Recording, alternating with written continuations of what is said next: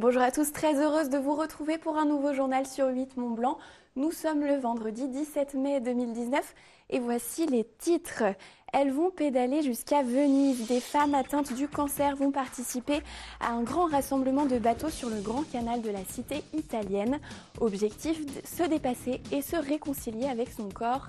Reportage dans ce journal.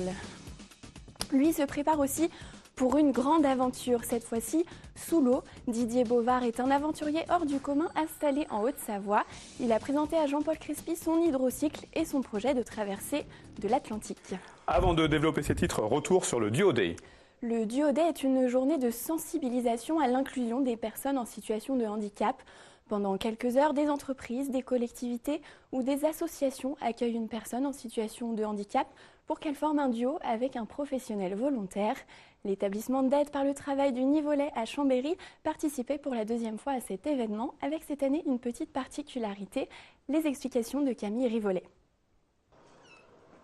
Ce matin-là, c'est la pesée des chatons au refuge des Amis des Animaux. Mirella est à l'aise et pourtant c'est une première pour elle. Sous l'œil doux et attentif de Fanny, employée au refuge, Mirella s'applique. Les deux femmes ne se connaissaient pas, mais depuis ce matin, elles forment un binôme uni. C'est le but du Duo Day. Un salarié en entreprise et une personne en situation de handicap échangent leur activité le temps d'une journée. Je suis venue ici pour faire un stage, pour s'occuper des animaux, parce que j'aime beaucoup les animaux. C'est la deuxième fois que les AD du Nivolet participent au Duo Day. 30 personnes en situation de handicap, comme Mirella, sont accueillies dans différentes entreprises savoyardes. Un échange nécessaire pour sensibiliser l'inclusion des personnes invalides. Je pense que c'est important d'intégrer dans les entreprises des gens qui sont en difficulté, enfin des personnes en difficulté. Et c'est toujours intéressant, que ce soit pour nous, même pour elles, je pense, de pouvoir vraiment échanger avec les gens sans qu'il y ait d'a priori, on va dire, de préjugés. Du côté de la blanchisserie de l'ESAT du Nivolet, Laurine et Cyrielle se connaissent déjà.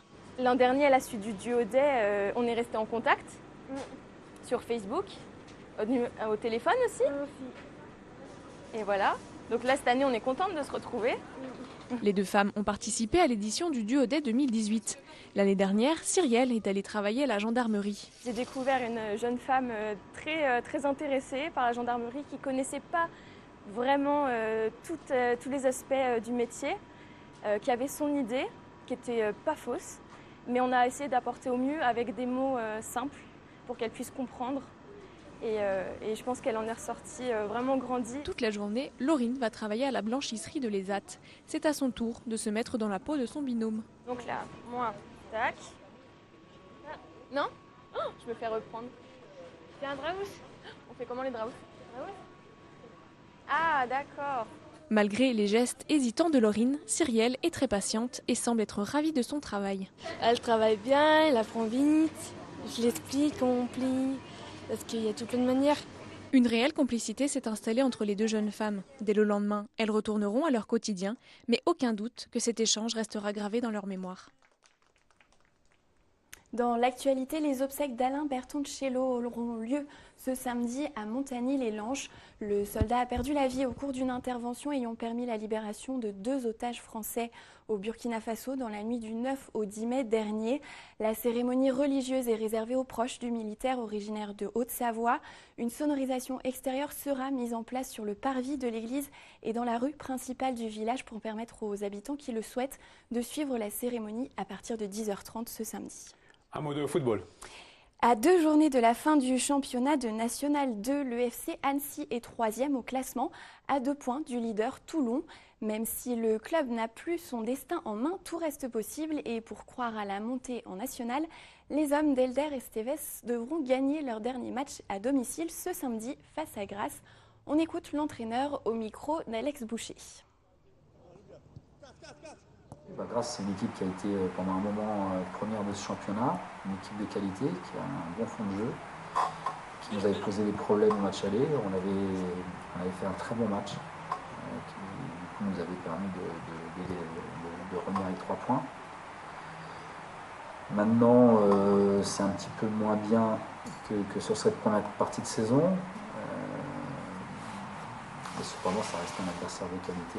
Le souci de cette réalité mathématique, c'est qu'on peut être champion.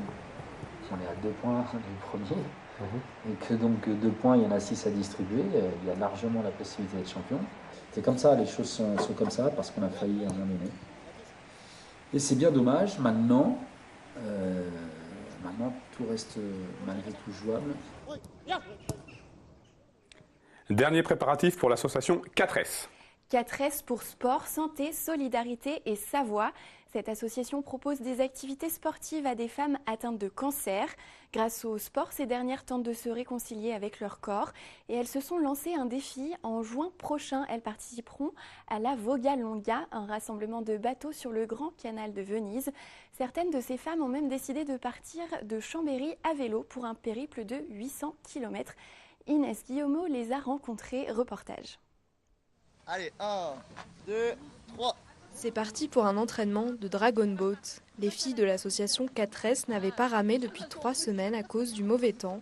Aujourd'hui, elles sont heureuses de retrouver leur bateau, qu'elles emmèneront à Venise dans quelques semaines pour parcourir les 32 km de la Voga Longa. C'est carrément un défi, moi qui n'étais pas du tout sportive, du coup, et en fait ça me tenait tellement à cœur quand je les voyais, quand on est sur un lit d'hôpital, en pleine chimiothérapie, où c'est pas facile de garder le moral, et ben du coup, là ça nous permet d'avoir des vrais projets et de tenir bon et de se dire, ben oui on peut y arriver. Malgré la fatigue, malgré tous les traitements. Un véritable défi physique pour ces femmes, âgées de 35 à 72 ans. Certaines d'entre elles suivent encore des traitements, mais chaque jeudi, elles se donnent rendez-vous pour ramer au rythme des tambours.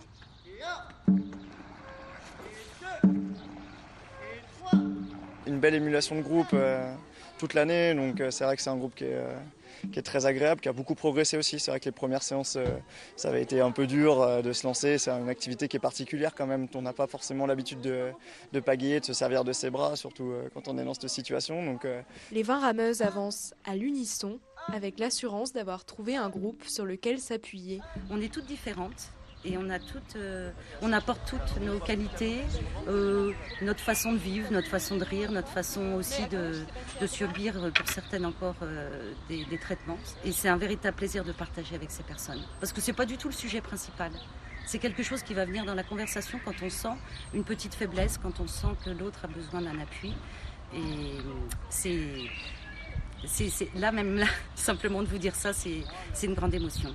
Comme Véronique, elles seront 10 à rallier Venise à vélo, une véritable expédition sur 800 km aux bienfaits certains pour le corps et l'esprit. Toutes ces activités en plein air leur font énormément de bien. Les endorphines arrivent très très vite et on ne parle pas que du cancer, mais en même temps, on transmet le message dans les villes que nous allons traverser. Alors les villes de France, et puis cette année, c'est à l'international, à l'Europe. Nous allons transmettre aux Italiens et le message « Pédalons contre la maladie ». Plus on bouge, moins on récidive, et je crois qu'elles ont envie de témoigner cela. Le 9 juin, elles répéteront ce ballet avec des centaines d'autres bateaux sur le Grand Canal de Venise. Un portrait pour terminer ce journal. Didier Bovard, l'aventurier de l'Atlantique, prépare actuellement sa prochaine exploration sous-marine. Avec son hydrocycle, une embarcation munie d'un pédalier, il va traverser une nouvelle fois l'Atlantique, mais cette fois en dessous du niveau des eaux. Un exploit utile puisque son engin sera équipé d'une multitude d'outils permettant de faire des relevés de données scientifiques. Ces instruments seront installés à bord de son hydrocycle par l'Institut national de recherche agronomique de Thonon-les-Bains et par l'Université Savoie-Mont-Blanc. Jean-Paul Crespi a rencontré l'explorateur sur les bords du lac Léman. Reportage. Depuis 1998, Didier Bovard ne cesse de relever de nouveaux défis.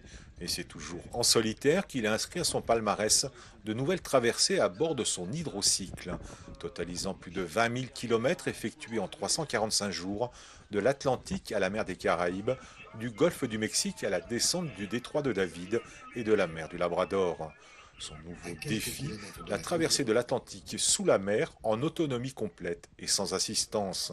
La singularité de cette traversée, une bulle en polycarbonate immergée et fixée sous son hydrocycle MyWay.